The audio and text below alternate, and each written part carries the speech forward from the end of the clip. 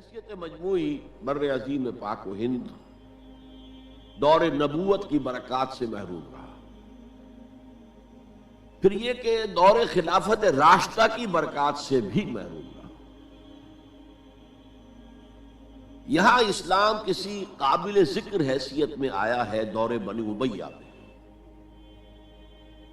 وہ بھی کسی دعوت و تبلیغ کے مثبت مقصد کے لیے نہیں،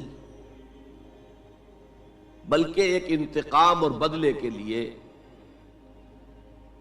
کہ کچھ مسلمان تاجروں کا ایک بحری قافلہ جو سرندیپ سے لنکا سے جا رہا تھا عرب کی طرف، اسے یہاں کراچی کے قریب اسے یہاں کے سندھی ڈاکوؤں نے لوٹ لیا.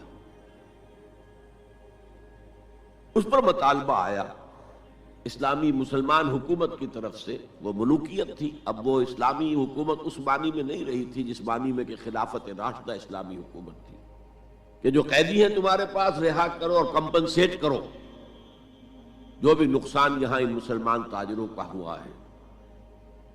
جب اس کے جواب میں بالکل منفی رد عمل موصول ہوا تو پھر چڑھائی کا فیصلہ کیا گیا، گویا کہ یہ ایک سزا دینے کی ایک مہم تھی.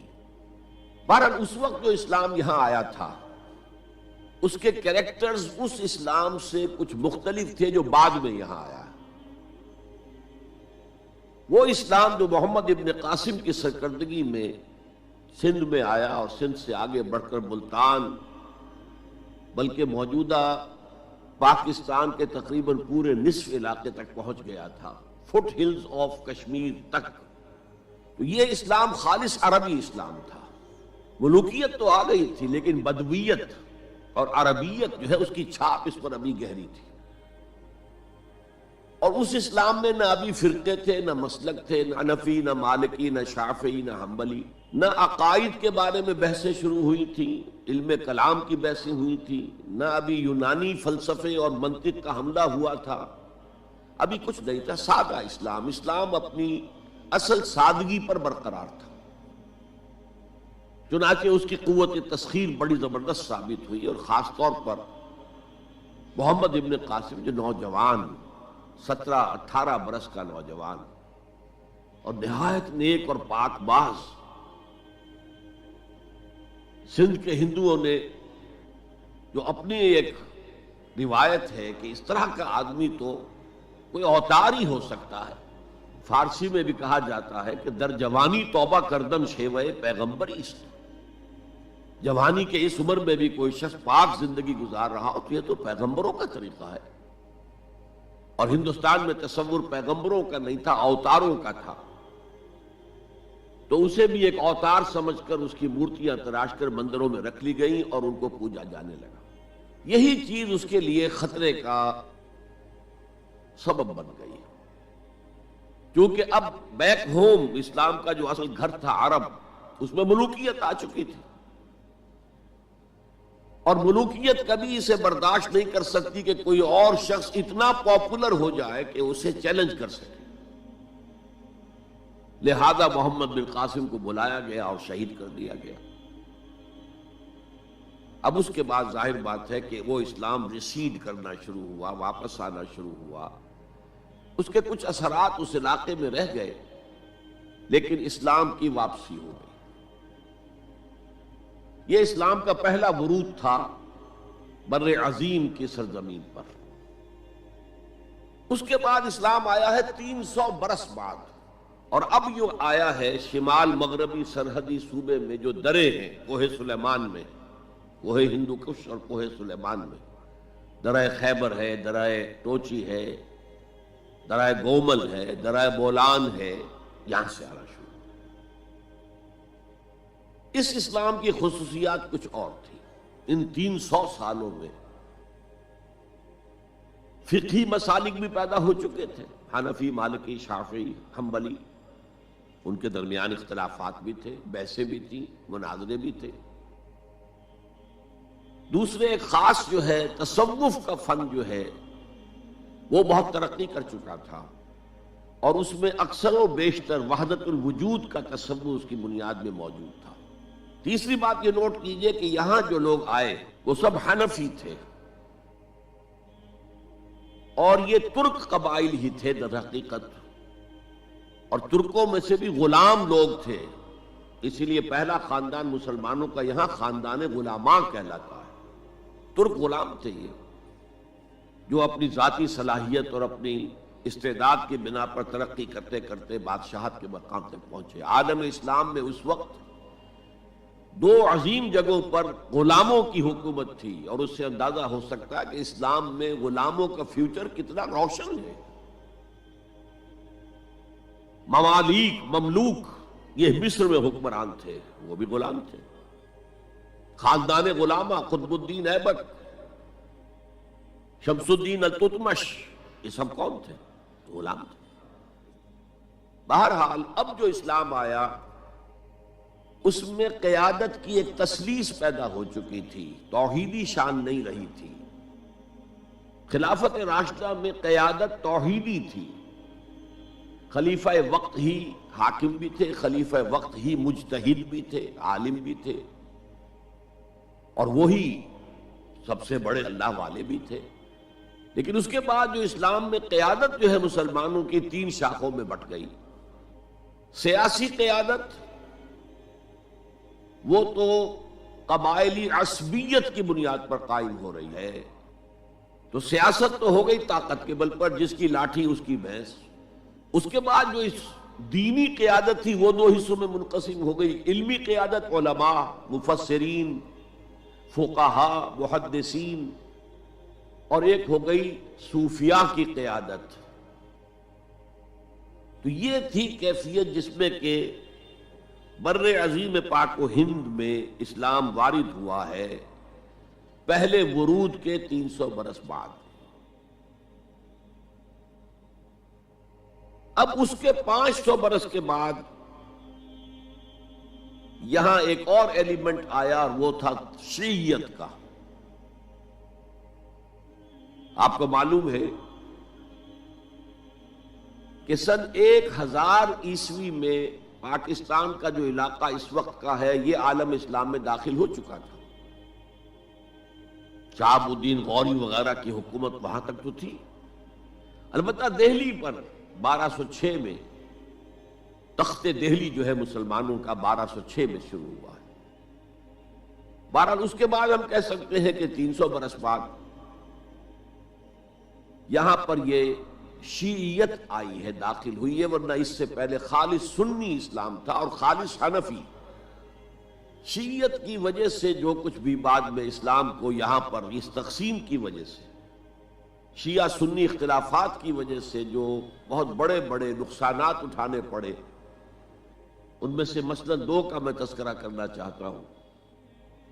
ڈاکٹر امبیڈکر، انہوں نے فیصلہ کیا تھا میں مسلمان ہو جاؤں، گویا کہ یہاں کے اچھوتوں کا مسئلہ وہ اس طور سے حل کرنا چاہتے تھے کہ ہم ان بلاک مسلمان ہو جائیں۔ لیکن جب ان کے بارے میں معلوم ہوا تو پھر وہاں پہنچ گئے کچھ لوگ کہ آپ اس مسلک کو اختیار کریں یا اس کو کریں۔ وہ اسی حیث بیس میں پھر انہوں نے فیصلہ کیا کہ میں کوئی بھی نہیں اختیار کرتا، اگر کوئی ایک اسلام ہے ہی نہیں، اب میں ایک کو اختیار کرتا ہوں تو دوسرے سے میری مخاطبت ہو جائے گی، دوسرے کو اختیار کرتا ہوں تو پہلے سے ہو جائے گی۔ اب اگلا دور آیا، ہندوستان میں انگریز آ گئے۔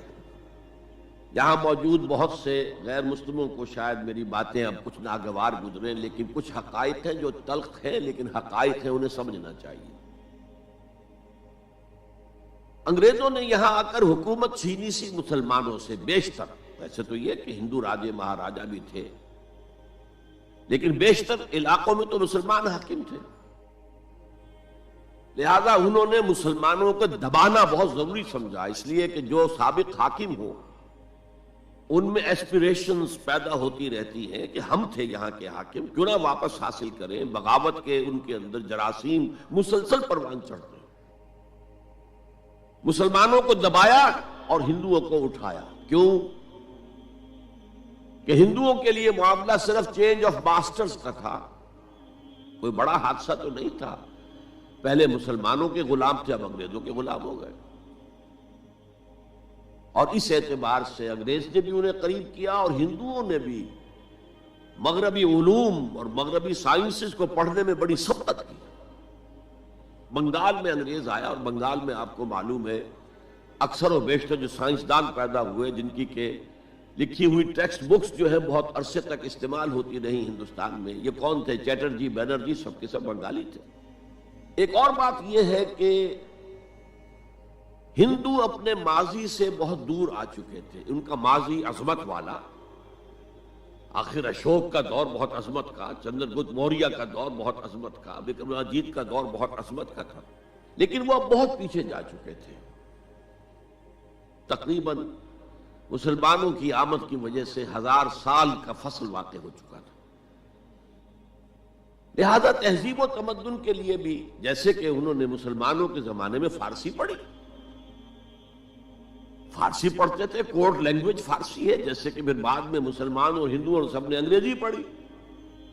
ملازمتیں ملیں گے تو انگریزی پڑھنے والوں کو ملیں گی، راستہ کیریئرز کا کھلے گا تو انگریزی پڑھنے والوں کا کھلے گا۔ اسی لیے کہاوت تھی ہندوستان میں، پڑھے فارسی اور بیچے تیل، دیکھو رے قسمت کے کھیل۔ اب فارسی پڑھتے تو اسے کہیں حکومت کے اندر اہلکار ہونا چاہیے، اس کی حیثیت کچھ اور ہونی چاہیے، فارسی پڑھ کے اور تیل بیچنا۔ جبکہ مسلمانوں کا معاملہ یہ تھا کہ ان کی تو ابھی تہذیب اور تمدن، ان کی روایات ابھی تازہ تھی، لہذا جو غیر مسلم تھے یہاں کے، انہوں نے انگریزی علوم، انگریزی سائنس، انگریزی تہذیب، اس کو کھلے دل کے ساتھ خوش آمدید کہا، اور مسلمانوں میں ایک زبردست ڈویژن ہو گیا۔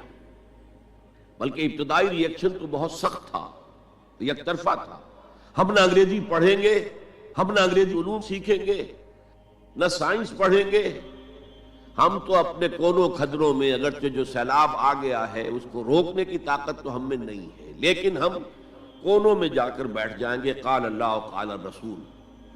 اور انگریزی تہذیب سے اس قدر دوری کہ اگر کوئی میز کرسی پر بیٹھ کر کھانا کھا لے تو کرسٹان ہو گیا۔ یہ تو کسی نے چمچہ استعمال کر لیا کھانے میں، کانٹا تو بہت دور کی بات ہے، چمچہ بھی استعمال کر لیا تو کرسٹان ہو گیا۔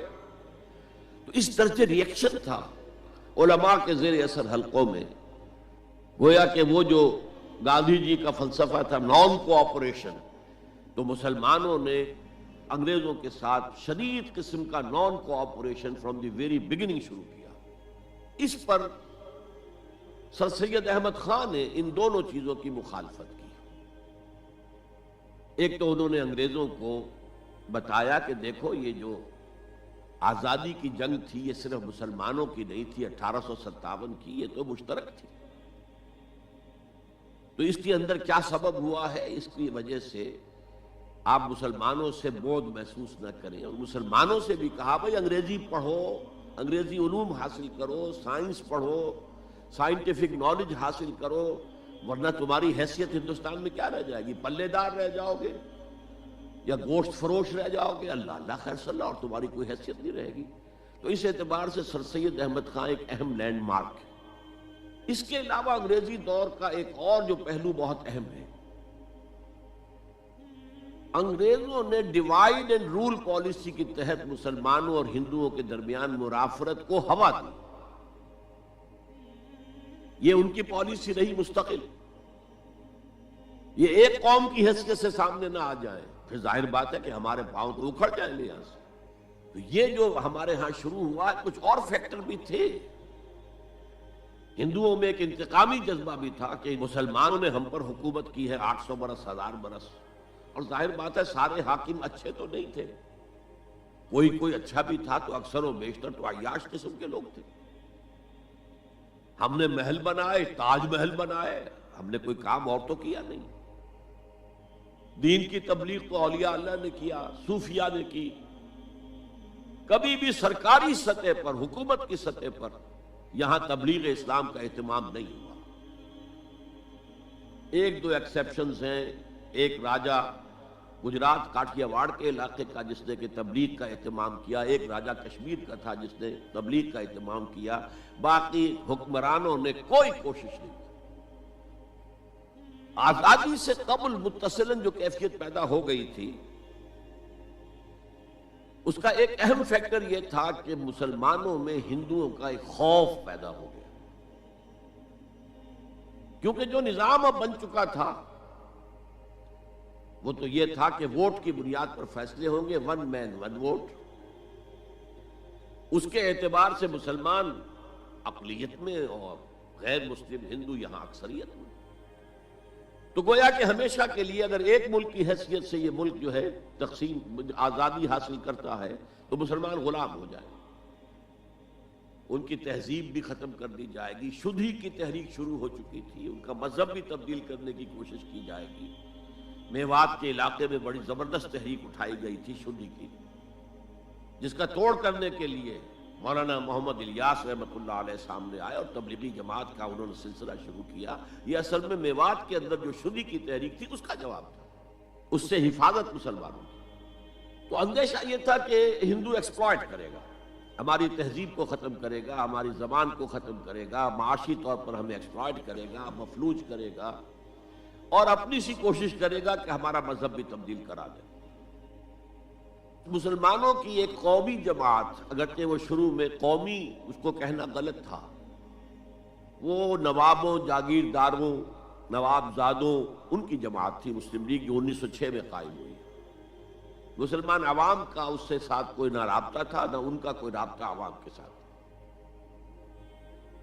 اس کی جو 1906 سے لے کر 1924 تک کی جد و جہد ہے، وہ ساری دفاعی جد و جہد تھی۔ ہمارے یہ حقوق ہونے چاہیے، ہمیں اس کی ایشورنس دی جانی چاہیے، ہمیں سیپریٹ الیکٹوریٹ دیا جائے، اور یہ کہ اس سے بھی آگے بڑھ کر ہمیں مرکز میں کچھ زیادہ حیثیت دی جائے تاکہ ہماری بھی کوئی حیثیت ہو، کوئی توازن پیدا ہو سکے۔ بس اسی پر ساری گفت و شنید تھی۔ اور اس کے ضمن میں محمد علی جناح جو ہیں وہ تو پروفٹ آف لو قرار دیے گئے تھے، اتحاد کا پیغام بر۔ وہ 1906 میں تھے انڈیا میں موجود، مسلم لیگ میں شامل نہیں ہوئے تھے، کانگریس کے رکن تھے۔ اس کے بعد 1913 میں جا کر مسلم لیگ میں شامل ہوئے ہیں مولانا محمد علی جوہر کے کہنے پر، پھر بھی کانگریس کے رکن بھی رہے، مسلم لیگ کے رکن بھی رہے، اور انہوں نے حتی الامکان کوشش کی کہ کوئی فارمولا ایسا بن جائے جس پہ کہ اتحاد ہو جائے اور ضمانت مل جائے کہ مسلمانوں کے ساتھ کوئی اس قسم کا سلوک نہیں کیا جائے گا کہ وہ بالکل یوں سمجھیے کہ ایک نیچے لگ کر رہ جائیں اور ان کی کوئی حیثیت نہ رہے۔ لیکن وہ ناکام ہوئے، شدت کے ساتھ ناکام ہوئے، اور پھر اس درجے مایوس ہوئے کہ ہندوستان چھوڑ کر جا کر انگلستان میں بس گئے، اور وہاں انہوں نے اپنی لیگل پریکٹس شروع کر دی۔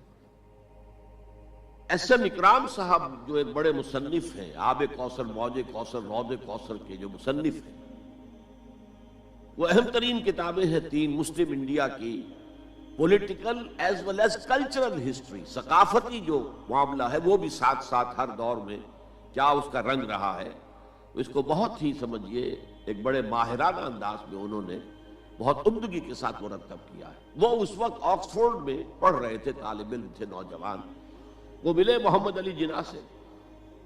اس وقت تک ابھی وہ قائد اعظم کا تو خطاب انہیں نہیں ملا تھا، محمد علی جناح، اور ان سے کہا آپ ہندوستان چھوڑ کے کیوں آ گئے، ہندوستان کے مسلمانوں کو تو آپ کی ضرورت ہے۔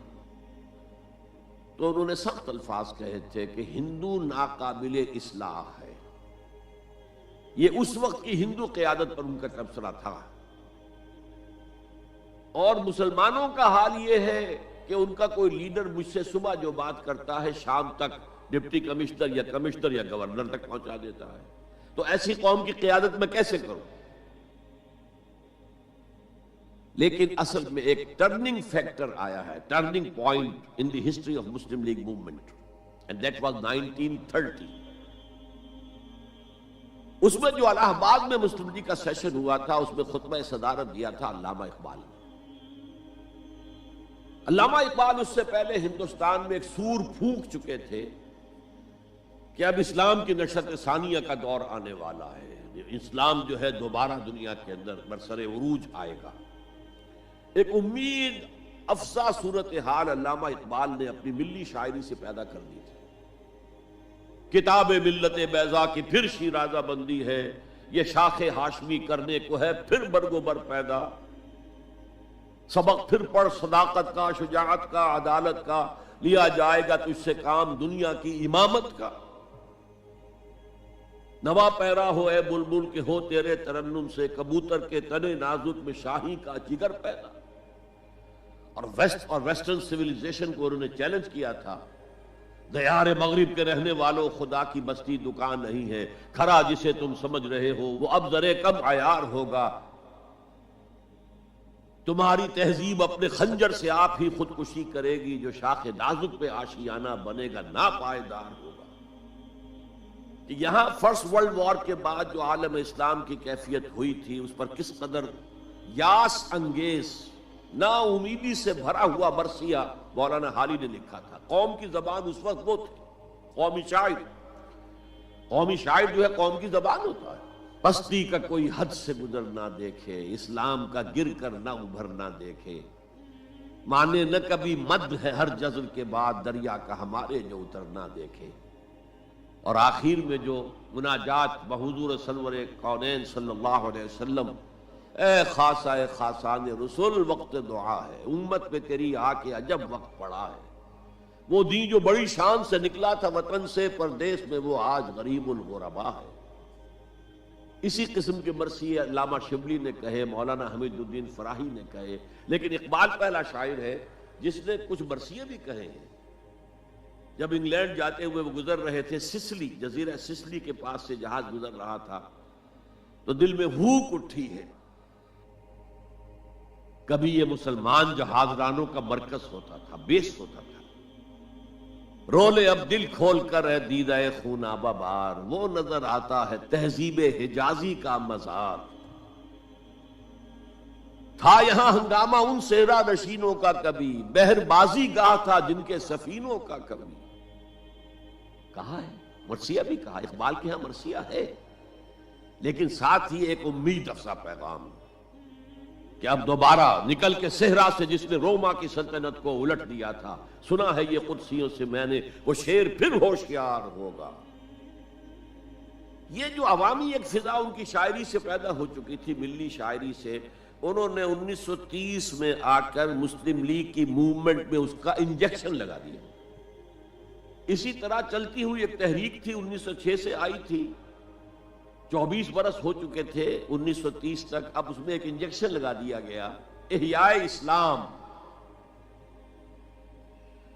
اس خطبے میں علامہ نے ایک طرف مسلم قومیت کو بہت مستحکم کیا دلائل کے ساتھ، عمرانی دلائل، پولیٹیکل سائنس کے جو مستحکم اصول ہیں ان کی بنیاد پر کہ مسلمان ایک علیحدہ قوم ہے۔